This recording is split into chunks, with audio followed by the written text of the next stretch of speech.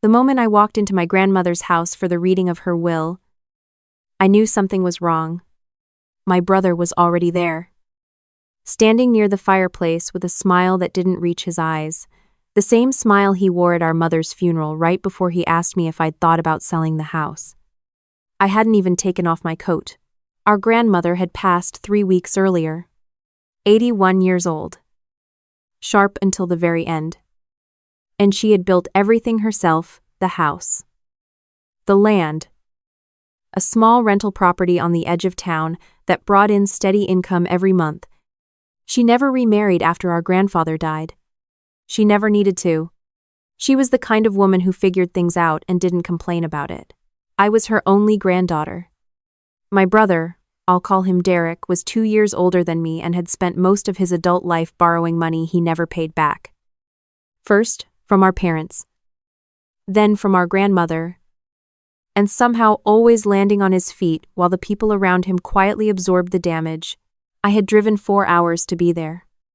I had taken 2 days off work. I was an accountant at a mid-size firm. Careful with numbers. Careful with details, a habit my grandmother had encouraged in me since I was a child. Sitting at her kitchen table, doing math homework while she cooked, Derek had brought his wife, Brené. She was pleasant in the way that certain people are pleasant when they want something, all smiles and soft voice and perfectly timed compliments. She hugged me at the door and said I looked wonderful, and I said thank you, and we both pretended we liked each other. The attorney, a quiet man named Mr. Papelis, Holt, arrived at 11. He had a folder, a notepad, and the kind of patient expression that comes from spending years delivering news to families who weren't ready to hear it. We sat in the living room, the same room where I had spent every Christmas until I was 17. The same room where my grandmother had taught me to knit, a skill I never kept up, but never forgot. She tried to teach me.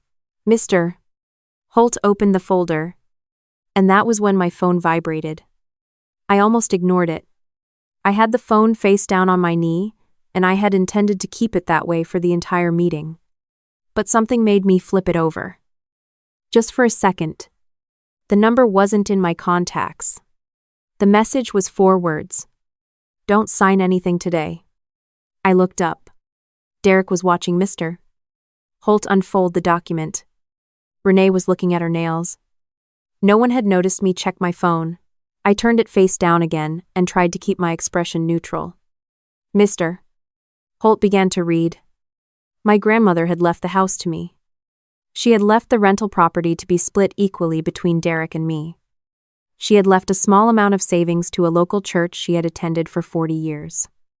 The rest her jewelry, her furniture. Her personal belongings was to be divided by mutual agreement between her 2 grandchildren. Derek's smile didn't change. That was what unnerved me. A man who expected to receive more hearing that he had received less should have reacted somehow. A flicker. A tightening around the eyes.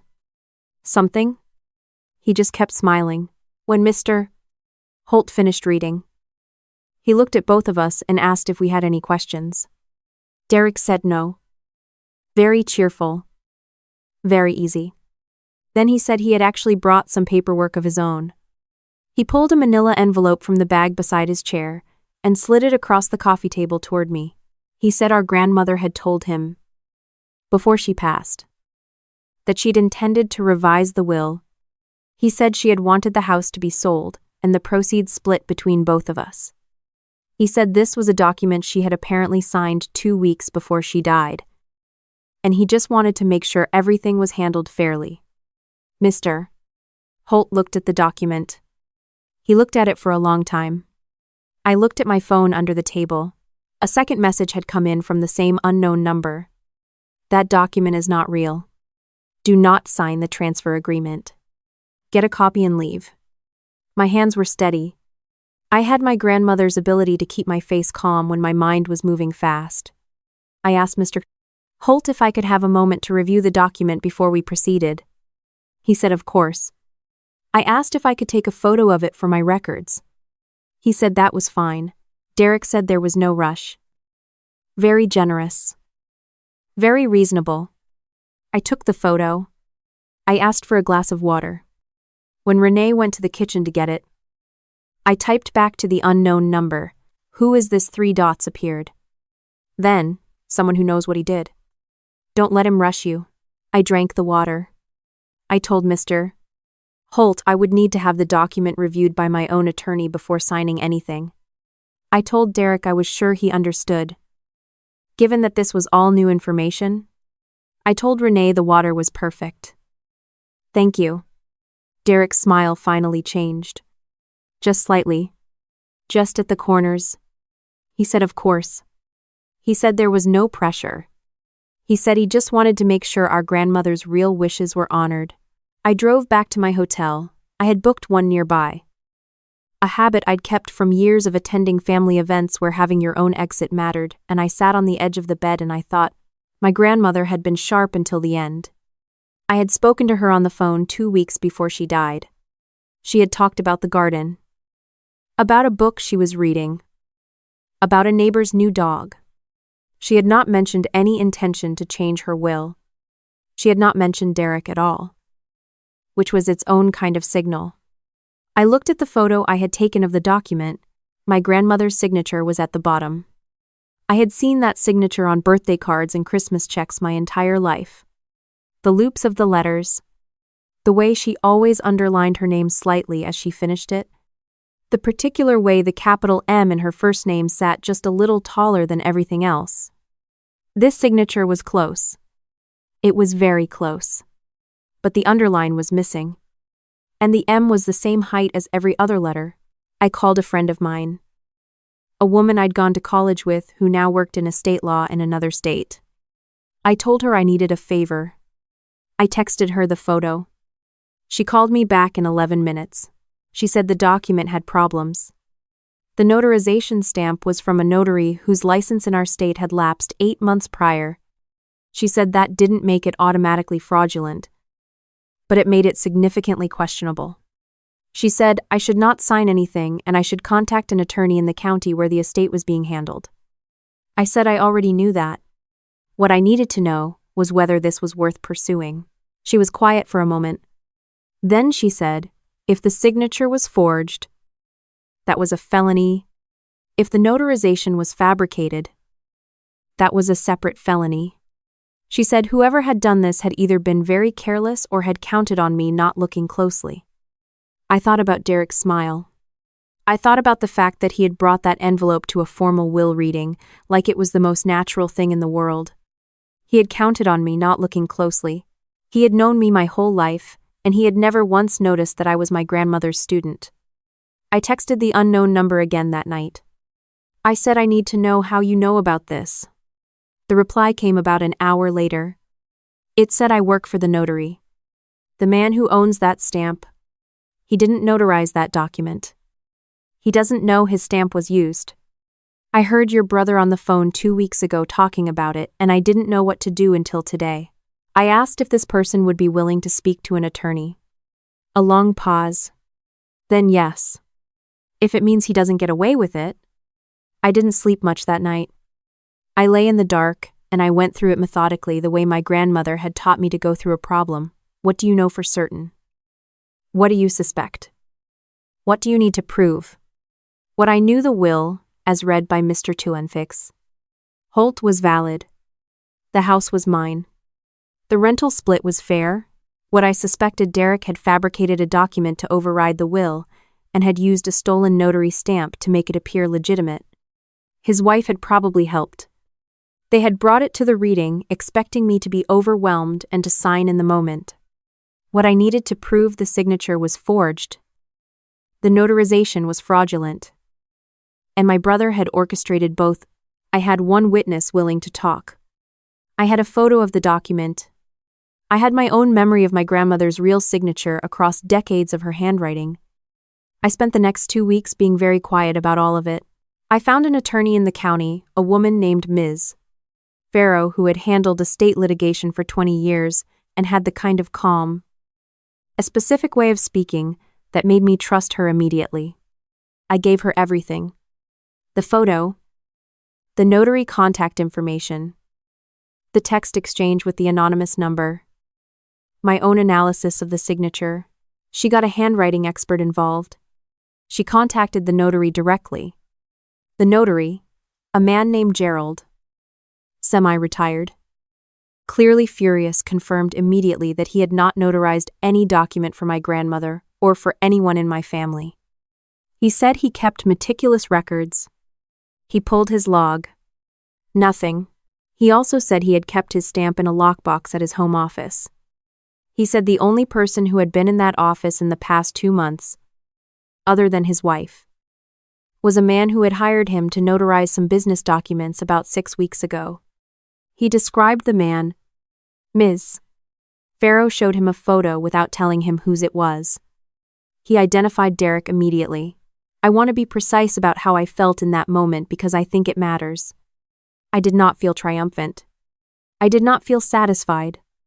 I felt a specific kind of grief that I suspect anyone who has been betrayed by family understands, the grief of realizing that the version of the person you grew up with, the person you shared holidays with, the person whose whole history is woven into yours, was never quite who you thought they were. I also felt very clear-headed. And I think that clarity was also my grandmother's. Ms. Farrow filed a fraud complaint with the county. She filed a separate report regarding the forged signature with the state attorney's office. She sent a formal letter to Derek's personal attorney, because of course Derek had a personal attorney, informing him that any further attempts to contest the will or present fraudulent documentation would result in additional legal action. Derek called me the day after the letter arrived. He did not apologize. He told me I was making a big deal out of nothing. He said our grandmother had told him verbally about her intentions, and he had just been trying to make sure her real wishes were carried out. He said family didn't do this to each other. I let him finish. Then I said I have the notary's testimony. I have the handwriting analysis. I have a witness. And I have Gerald's log showing you were in his office 6 weeks ago. He hung up. Renee called me an hour later. She was crying or doing something that sounded like crying. She said Derek had made a terrible mistake. She knew that. She had told him not to do it. She hadn't known the full extent of it until recently. She said she was sorry. She said she hoped I could find it in my heart. I said, Renee. And you handed me the glass of water while your husband presented a forged document to an estate attorney. You knew exactly what was happening. She stopped crying. I said I bore her no personal ill will, but that I would let the legal process do what it was going to do. And I hoped she had her own attorney. She did. As it turned out, she retained one within the week. The fraud case moved through the system the way these things do, slowly.